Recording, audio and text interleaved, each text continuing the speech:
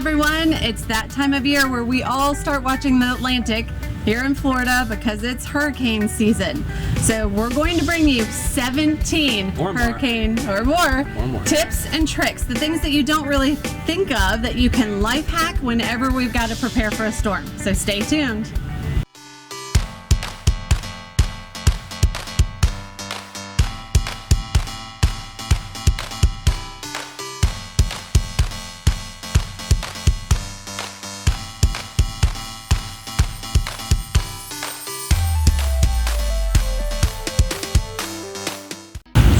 I'm Kim Dowling and this is Mike Chaffee.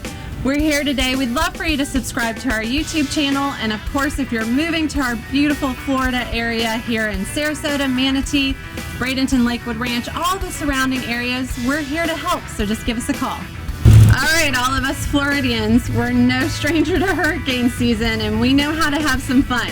We know how to joke around. We've got the memes on Facebook. Got the memes. The big hurricane cookies are at Publix.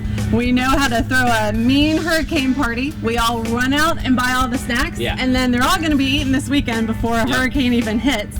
So we know how to have fun with it, but we also know when it's time to get serious. Absolutely. And really buckle in. Absolutely. I think anything over a Category 3, I think you need to batten down the hatches and take some real time to prepare yourselves. And there's a lot of things you can do. There's a lot of things that you haven't thought about, and some of those tips and tricks we're going to go through with you right now. So you've got the basics. You guys know to put the hurricane shutters on your house. You know, we all know which neighbor in the neighborhood has the generator. We know where we need to go run out, get the food, get the water. Have you seen the Walmart and the Publix? It's gone. It's we empty. happen to be watching one right now. We're going to do this every other week for the next few months, and the shelves are clear. Everybody goes crazy. Oh, and as a side note, for all of our wonderful coastal family clients that have moved down here in the past year, just kind of take a breath. You don't go crazy until the Floridians go crazy and the good Florida boys go crazy. That's when, like my husband, he just watches them and he lets us know when we need to batten down the hatchet. I take it a little more serious, but I really start freaking out when I see This is our FPL trucks. weatherman. When I see FPL trucks driving down the road, or when they're taking just ultimate precautions, sandbags start becoming available, that's when you really know it's time to start hunkering down. But we want to help. So 17 life hacks. These are hacks, tips, and tricks. 1, so you can prepare, and 2, so you can be ready if it catches you off guard. And the first 2 things, just always before we go inside and take a look, we're gonna do 2 main things. The first is we're gonna run to the bank and get some cash, because when the power goes off, guess what else goes off? All of our debit cards and all of our credit cards are not useful anymore. No one has Wi-Fi, no one has the phones going out. So we've got to have some cash ready to go. When the storm blows over, you're gonna want to go get a cup of coffee somewhere. And then the second thing you need to do, you got to fill up your tanks. You got to fill up the gas tanks, propane tanks, any tanks that you have around the house. Make sure you do that. It's not for anything to do during the hurricane. You know, you might get gas for a generator, but it has to do with after the hurricane. Banks and gas stations are usually the last ones to reopen, and they usually get the most damage and vandalism during storms. full tank of gas, cash in your pocket, and you know that your family is safe and you can jump in the car whenever. And if you know you're going to be driving around after the storm or right before the storm and the lines are really long at the gas station, use one car. Have the wife, have the husband use one car, so that way you know one tank is fully full in case you need to leave. That's a great idea. All right, let's go inside. It's hurricane life hack time. See you inside. All right, guys, we're inside. We're going to start in the kitchen because we have 5 hurricane life hacks in the kitchen that are going to help get you prepared for the storm. And this is a great one. First one. Everyone has Ziploc bags in their home, right? And it's so hard to find ice in the storms. If you're a Floridian and you've gone through hurricanes, even tropical storms. You can't find ice, and then we all know that you bring those big bags of ice home, and where are you going to put them? Because they won't fit in my freezer. I can only fit like 3 in my Yeti. I mean, and then there's no room for food. So check this out. This one's perfect. Ziploc bag, fill it up full of water. Now the greatest thing about when you put this in the freezer as water is it fits to your freezer. You don't have to make things. You don't have to make this fit your cooler or your system. This will fit it for you. So if you have a tough nook, a tough cranny, This will slide Slides right right in. in. And you can do 1 or 2 of these a day. And I think the best part about this hack is that you can use it as ice. Yeah. And then you can also, if you're in the doldrums here 3 days after a storm, it's gonna melt and then you'll have drinking water. You have come more right water. here. You want to go 3/4 full in the bag. Because ice expands.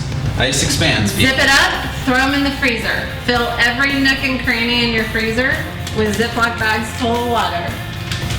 Second hack is doing pretty much the same thing but with water bottles. Everyone knows this is number 1. This is the number 1 thing Extra everyone water. goes for. Utilize your tap if you have extra plastic or extra containers around. Milk bottles, soda bottles, fill them up with water. Anything. They're made to hold liquids. Throw a bunch of these into the freezer. It keeps your freezer cold for extended amounts of time after the power goes out. And then once again, when this melts down, you have perfect water to help you get you through the tough times. Exactly. And we all know you can freeze them, and they don't all have to go in the freezer. Freeze all your bottles of water and put them in a cooler. And then here's the trick that you've got to remember, because I know a lot of you survive on 3 sodas a day, and then all of a sudden we need 14 this one. All of a sudden we need 14 cases of water, but it's not just the drinking water, it's all the sanitation, cleaning, flushing the toilet, release As power. simple as brushing your teeth in the morning. That's your routine. You want to stick to your Yeah. routine, make things as normal as possible. Especially with the kids, we want families to be safe, so lots of water. All right, and then you're in your kitchen. What we need to do is you need to make sure that days before the storm hits, you want your refrigerator and your freezer, you want those temperatures down as low as possible. You want your food to be as cold as possible. And then I've got another fun one for you. So, for the storm, go and grab a Solo cup. Get a Solo cup, fill it with water, and freeze it. And then what you want to do, grab a quarter and put the quarter right on top. If you have to evacuate, if you have to leave your house, you take the Solo cup with the ice and the quarter, you put it back in the freezer when you leave, and what's gonna happen is when you come back, if the quarter's on top of the ice, you know that your home didn't lose any power and you're good to go. If the quarter is kind of floating down in the ice and refrozen, then you know that your refrigerator, you lost power, your food all defrosted, it kind of froze back up, and you need to be careful and make sure you go through your food again. And then we've got a super cool one last kitchen trick. That's right, and it's something that I never thought about. You probably never thought about, and that is your handy dandy dishwasher. Dishwashers are completely waterproof with a seal, and they pretty much act like a safe without having a lock and combination on it. Important documents, get them in Ziplocs, get them in baggies, and you can file them just like a filing cabinet in here, nice and safe. No matter what happens to your house, no matter what happens through the storm, nothing's gonna get in here, and you'll have your birth certificates, your IDs, deeds to your home, anything that's important to you, you can keep right here in your dishwasher. But you know what? That's a good one. It's that time of the year. Let's get these in the freezer. All right, so one last water tip, since we just left the More kitchen water. and we just love water. Here's water. Your bathtubs, not only for drinking water, not only for just extra water in and around the house, but remember that when the water goes down, water lines, utilities are down, you can use that for sanitation, whether that's brushing your teeth, using the toilet. I mean, it's a big deal. I fill up all the bathtubs every storm. Even if I don't use it, I'll throw Charlotte in and she can take a bath. That's our last water tip. I'm out of luck because there's not a single bathroom. Did you take them all out? What can you do? All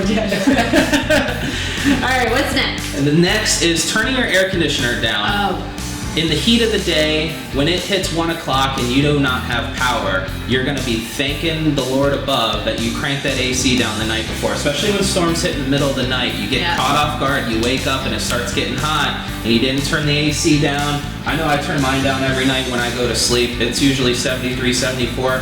I think if anything, 73, 74. Oh my gosh, ours was like 70. I think if a Cat 3 or above is going to directly impact our area, I get that bad boy down in the 60s. Allow your house to cool off, especially when 1 o'clock comes around. I mean, it's dreadful. Yeah, and we don't want to run anybody's bill up, but for the day before, get it and get a 6 in front of it and get your house cooled I off. would. And then speaking of house cooled off, make sure that all of the blinds are down. Every blind, every shutter, every door, anything that you can close so that all this heat doesn't come in when the power's off and there's no AC. you'll be thankful that it was done. And you know what else you can do while you're sitting and waiting for the storm? Throw the laundry in. Yes. Throw the laundry in the washing machine, get all the laundry done, get your clean clothes done. And you know what? You were telling me something about the washing machine earlier. Yeah, the washing machine can also double as a cooler with all the drains and everything that washing machines have. You could throw a bunch of ice, a bunch of drinks, and the washing machine being full metal and being able to drain. You load that with ice, you load that with water. It can be an extra Yeti cooler. It could be an extra Coleman cooler. It really, that's a good idea. Really and you were doubles. saying it just drains. Yeah, just drains, just like your powers washing off. machine. It won't matter. It's going to drain for Absolutely. you. So, what do we have? Bathtubs. Turn the AC down. Get the blinds down, and let's get our laundry done. Okay, who's ready to clean up the outside? Here we go.